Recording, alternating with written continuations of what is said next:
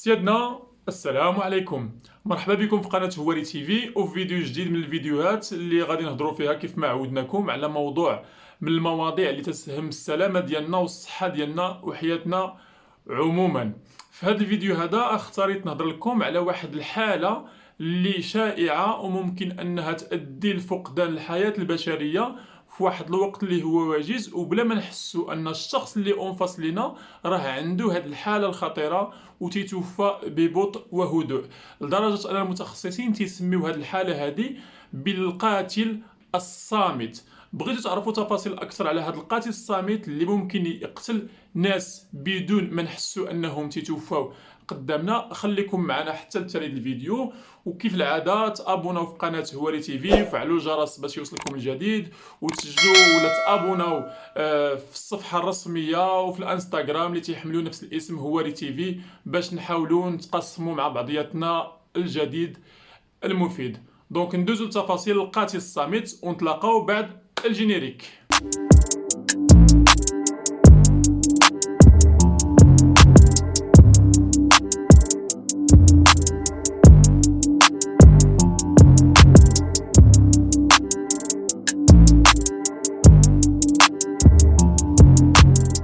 عرفتكم تتسناو باش تعرفوا شنو هو هذا القاتل الصامت.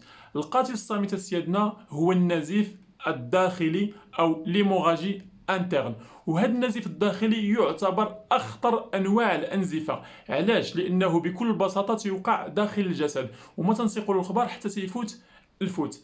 قبل ما ندوزو نكتشفوا العلامات اللي ممكن تجعلنا نعرفوا ان انسان واقف قدامنا تيموت بهدوء وتينزف داخليا، خليني نبدا معكم بواحد القصه مقتضبه ديال واحد الشاب اللي وصل لقسم المستعجلات ميت بسبب انه قصوا واحد الطاكسي. ماهوش انا اكسيدون اللي هي كانت غراف، ولكن الطاكسي قصو بالمرايه ديالها في لي بو كونتر غوش، بمعنى المنطقه اللي كاينه في اليسار ديال البطن ديالنا واللي تما كاينه الطحال ولا لاغات اللي تلقب بمقبره الجسد. دونك تقاس ديك المنطقه شنو اللي وقع له. هذا الارتطام هذا ولا هذه الصدمه اللي تلقاها في ذاك المكان جعلت ان الطحال ينفجر ويعطينا واحد ليموغاجي انترن، واحد النزيف داخلي، والسيد بقى تيموت بهدوء والناس اللي حداه ما عرفتش شنو اللي عنده اكزاكتومون حتى وصل لقسم المستعجلات ميت. بمعنى هذا تيحيلنا الخطوره الكبيره جدا لهذا النزيف الداخلي او ليموغاجي انترن. وعلاش تيسميوه المتخصصين القاتل الصامت؟ لان الانسان تيكون حداك تيموت في صمت وانت ما تتعرفش انه راه عنده ايموغاجي انترن. دونك في هذا الشيء اللي غادي يجي من بعد في هذا الفيديو هذا ان شاء الله غادي نعرفكم شنو هما العلامات ديال النزيف الداخلي. العلامات ديال النزيف الداخلي هي تحديدا 6 ديال العلامات.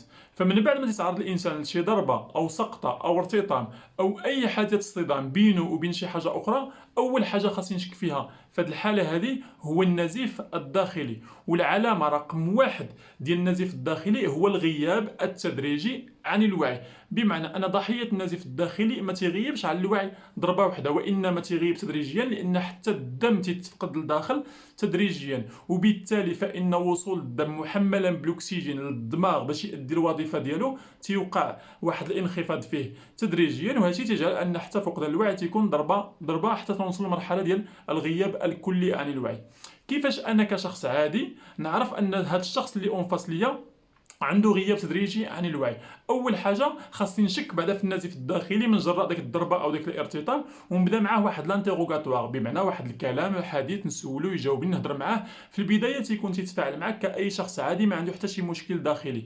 فجاه تيبدا يبانوا عليه بعض العلامات انه بدا تيفقد الوعي. مثلا انك ممكن تسولو سؤال عادي يقول لك شنو، بمعنى تيبقى داك يائي عليك تمايا، وهنا معناها انه السيد راه بدا الوعي ديالو تينقص تدريجيا، وانا ديجا راني شاك في النزيف الداخلي. دوك غنمشي معاه حتى للتالي شويه من بعد مرور واحد دقيقه جوج ثلاثه على حسب الكميه ديال النزيف اللي كاينه لداخل. السيد تيبقى يدخل ويخرج في الهضره، وتتطور هاد العلامات ديال فقدان الوعي حتى توصلوا لفقدان الوعي الكلي. دونك العلامه رقم 1 ديال النزيف الداخلي هي الفقدان التدريجي للوعي.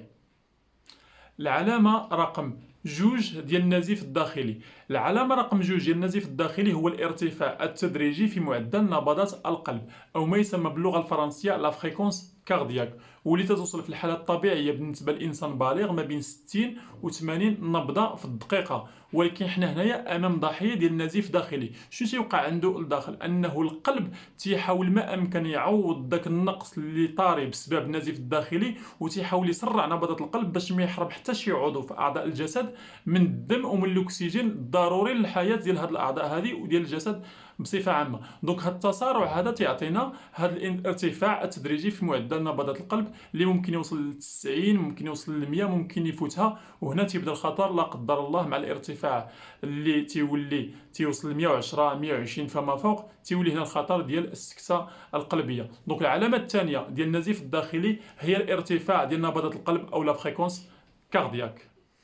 العلامة رقم 3، العلامة رقم 3 ديال النزيف الداخلي هو ارتفاع معدل التنفس لدى الضحية، ضحية النزيف الداخلي. علاش؟ لأن فقدان الدم معناه فقدان الأكسجين، والرئة تتحاول ما أمكن أنها تخدم أكثر باش تعوض هذا النقص اللي حاصل بسبب النزيف الداخلي. وفي المعدل تيوصل التنفس ديال الإنسان ما بين 12 13 حتى ل 15 الحركه التنفسيه او موفمون ريسبيراتوار باغ مينوت. ولكن حنا هنا ماشي في حاله طبيعيه اللي هي حاله ديال النزيف الداخلي اللي تجعل ان الرئه تخدم اكثر وتعطينا معدل تنفسي اكثر. كيفاش نعبروا المعدل ديال التنفس ولا المعدل ديال نبضات القلب اللي شفناه في العلامه الثانيه؟ هذا الشيء ممكن ان شاء الله نخصصوا له فيديو اخر، والامور راها ماشي صعيبه بزاف، وممكن اي واحد فينا يعرف انه يعبر التنفس ويعبر نبضات القلب لاي انسان بما في ذلك الضحيه ديال النزيف الداخلي. دونك العلامه الثالثه ديال النزيف الداخلي هي ارتفاع وسيله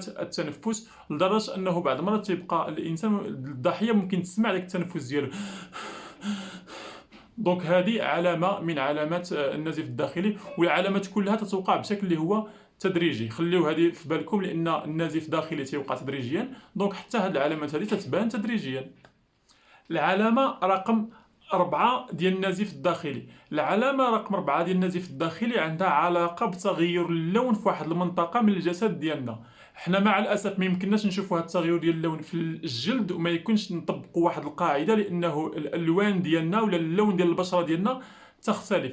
دونك فين غادي نقلبوا على هذا التغير ديال اللون خارجي ممكن يعطينا فكره على النزيف الداخلي في واحد المنطقه اللي عندنا عند جميع انواع البشر عندهم نفس اللون في هذه المنطقه اللي تتسمى لو كول دو ساك، اللي هي ديك المنطقه اللي ما بين احمر وغوز اللي كاينه في الاسفل ديال العينين ديالنا. الانسان اللي تكون عنده نزيف داخلي هذه المنطقه هذه تتبهات، بمعنى مباشره من بعد بدايه النزيف الداخلي ممكن ما تلاحظش انه كاين مشكل في هذاك اللون اللي تيكون كيف ما قلنا ما بين احمر وغوز تنسميوه غوزاتر، ولكن مع مرور الوقت مع مرور الدقائق هذاك اللون تيبدا يبهات. دونك نردوا البال لهذيك المنطقه وان اللون ديالها تيميل من الحموريه للغوزاتر حتى لانه تيولي باهت وتيولي كاشف. هنا ممكن نكتشفوا ونزيدوا نتاكدوا ان الانسان اللي قدامنا عنده نزيف داخلي، خصوصا اللي زدنا هذه العلامه هذه مع العلامات الثلاثه اللي شفنا قبل اللي هي عندها علاقه بفقدان الوعي التدريجي، ارتفاع نبضات القلب التدريجي، ارتفاع التنفس التدريجي. وهذا الشيء كله تنقولوه تيوقع تدريجيا، هذه العلامات كامله تدريجيه. علاش؟ لان النزيف الداخلي تيوقع تدريجيا تو سامبلومون. العلامه رقم 5 ديال النزيف الداخلي، العلامه رقم 5 ديال النزيف الداخلي عندها علاقه بالعطش، بمعنى ان المصاب بالنزيف الداخلي تيبدا يطلب منا اننا نعطيوه يشرب. انا عارف انكم دابا تتسولوا شنو هي العلاقه ما بين النزيف الداخلي وما بين شعور المصاب بالعطش. نجاوبكم، العمليه بكل بساطه ولا المساله بكل بساطه هي كالتالي: الدم ديالنا من بين المكونات ديالو البلازما، والبلازما غنيه جدا بالماء، بمعنى فقدان الدم نتيجة النزيف الداخلي هو بطريقة غير مباشرة فقدان للماء، اللي تيجعل أن الإنسان ولا المصاب بالنزيف الداخلي تيشعر بواحد العطش وتيطلب منا أننا نعطيوه يشرب، حتى ولو من بعد ما تيدخل في الحالة ديال الغياب عن الوعي تيبدا يهضر ويهترف ويقول أعطيوني نشرب. دونك العلامة رقم 5 ديال النزيف الداخلي هو إحساس المصاب بالعطش ومطالبته بالماء.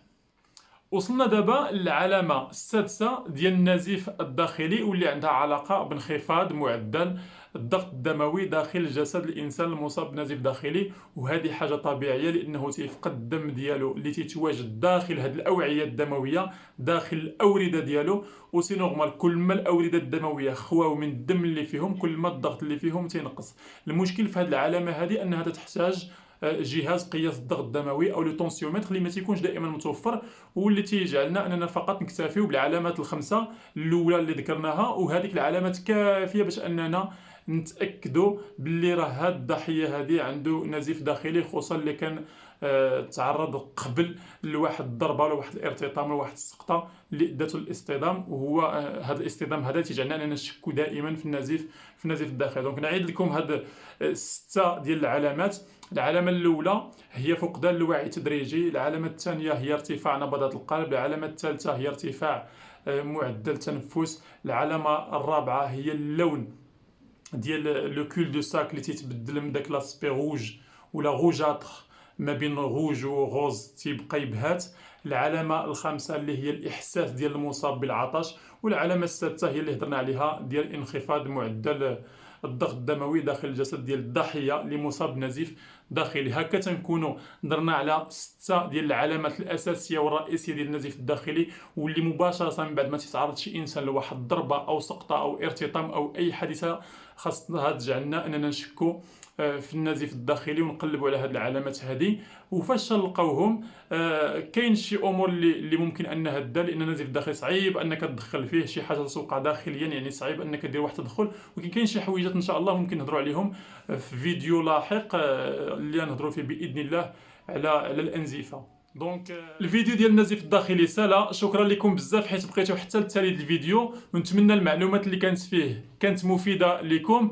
اللي مازال ما تابوناش تابونا دابا وبارطاجيو مع صحابكم باش المعلومات توصل لاكبر عدد ديال الناس. شكرا جزيلا لكم والسلام عليكم.